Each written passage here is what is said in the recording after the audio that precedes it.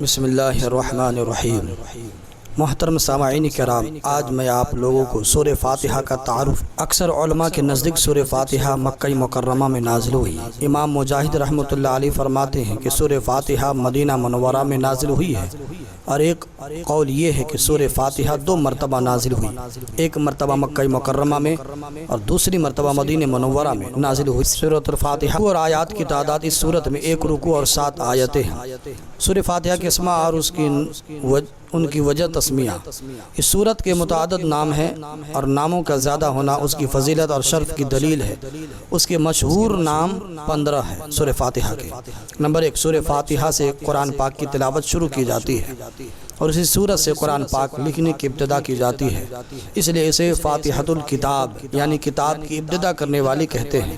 Number 2، سورت کی ابتدا الحمدللہ سے ہوئی ہے، اس مناسبت سے اسے سورۃ الحمد یعنی وہ سورت جس میں اللہ تعالیٰ کی حمد بیان کی گئی کہتے ہیں۔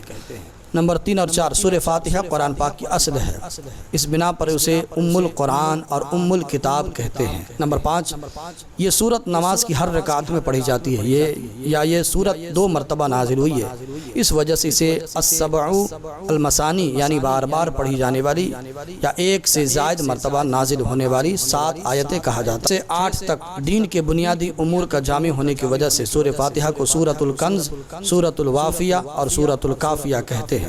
9 اور 10 نمبر شفا کا باعث ہونے کی وجہ سے اسے سورۃ الشفا اور سورۃ الشافیہ۔ 15 دعا پر مشتمل ہونے کی وجہ سے اسے سورۃ الدعاء، سورۃ التعلیم المسئلہ، سورۃ السوال، سورۃ المناجہ اور سورۃ التفویض بھی کہا جاتا ہے۔ پیارے دوستو، سورۃ فاتحہ کی فضائل ہے۔ اس احادیث شریف میں سورت کے بہت سے فضائل بیان کیے گئے ہیں، ان میں سے 4 فضائل درج ذیل ہیں۔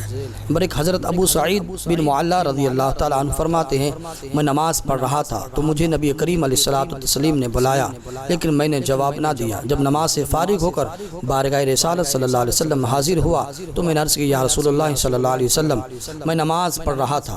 تاجدار رسالت صلی اللہ علیہ وسلم نے ارشاد فرمایا، کیا اللہ تعالیٰ نے یہ نہیں بتایا، استجیبوا للہ وللرسول اذا دعاکم، اللہ اور اس کے رسول کی بارگاہ میں حاضر ہو جاؤ جب وہ تمہیں بلائیں۔ سورہ انفال میں یہ آیت ہے۔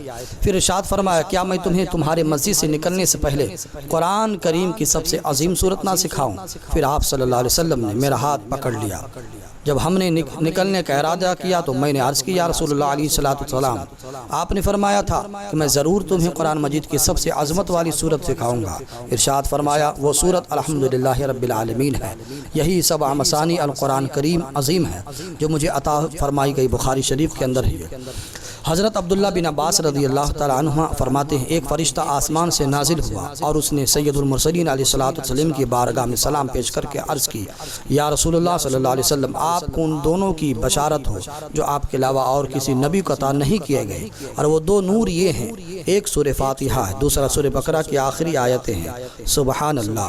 حضرت ابی بن کعب رضی اللہ تعالیٰ عنہ سے روایت ہے، حضور کو نور صلی اللہ علیہ وسلم نے ارشاد فرمایا، اللہ تعالیٰ نے تورات اور انجیل میں ام القرآن کی مثل کوئی صورت نازل نہیں فرمایا۔ ترمذی شریف کی حدیث تفسیر میں مل جائے۔ حضرت عبد الملک بن عمیر رضی اللہ تعالیٰ عنہ سے روایت ہے، نبی کریم علیہ الصلوۃ والتسلیم نے ارشاد فرمایا، سورہ فاتحہ ہر مرض کے لیے شفا ہے۔ سبحان اللہ، سبحان اللہ۔ پیارے دوستو، آپ نے سن لیا سورہ فاتحہ کی تعارف کیا ہے۔